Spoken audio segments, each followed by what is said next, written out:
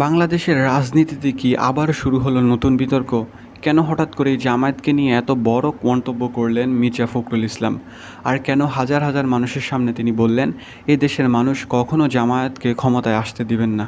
ঠাকুরগাঁয়ের সেই জনসভায় আসলে কী ঘটেছিল? ভিডিওটি শেষ পর্যন্ত দেখুন, কারণ এই বক্তব্য এখন দেশের রাজনৈতিক অঙ্গনে নতুন করে বিতর্ক সৃষ্টি করেছে। বাংলাদেশের রাজনৈতিক অঙ্গনে ফের আলোচনায় বিএনপি ও জামায়াত ইসলামী। সম্প্রতি ঠাকুরগাঁয়ের এক বড় সংবর্ধনা অনুষ্ঠানে বিএনপির মির্জা ফখরুল ইসলাম সাহেব এমন কিছু বক্তব্য দিয়েছেন, যা নিয়ে শুরু হয়েছে ব্যাপক আলোচনা ও বিতর্ক। বুধবার দুপুরে ঠাকুরগাঁয়ের শিবগঞ্জে অবস্থিত পরিত্যক্ত বিমানবন্দর চত্বরে জেলা বিএনপির আয়োজিত এক সংবর্ধনা অনুষ্ঠানে তিনি এ বক্তব্য দেন। সেখানে মির্জা ফখরুল ইসলাম আলমগীর বলেন, জামায়াতে ইসলামীর 1971 সালে বাংলাদেশের স্বাধীনতা বিরোধী করেছিল এবং মুক্তিযুদ্ধের বিরুদ্ধে অবস্থান নিয়েছিল। তিনি আরও বলেন, এদেশের মানুষ কখনো জামায়াতে ইসলামকে ক্ষমতায় আনবে না। এই বক্তব্যের সময় উপস্থিত জনতার মধ্যে ব্যাপক প্রতিক্রিয়া দেখা যায়।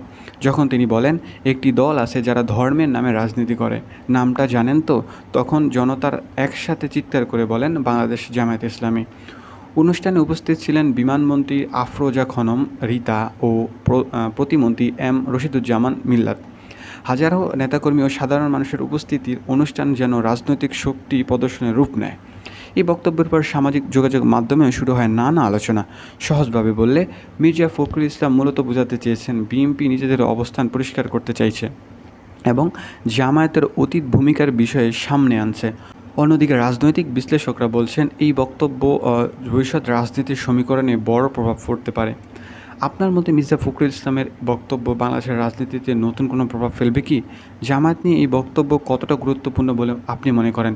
নিচের কমেন্ট বক্সে অবশ্যই মতামত আপনার জানাবেন। আর এমন গুরুত্বপূর্ণ আপডেট পেতে চ্যানেলটি অবশ্যই সাবস্ক্রাইব করতে ভুলবেন না। দেখা হচ্ছে পরবর্তী কোনো ভিডিওতে। ততক্ষণ ভালো থাকবেন, সুস্থ থাকবেন।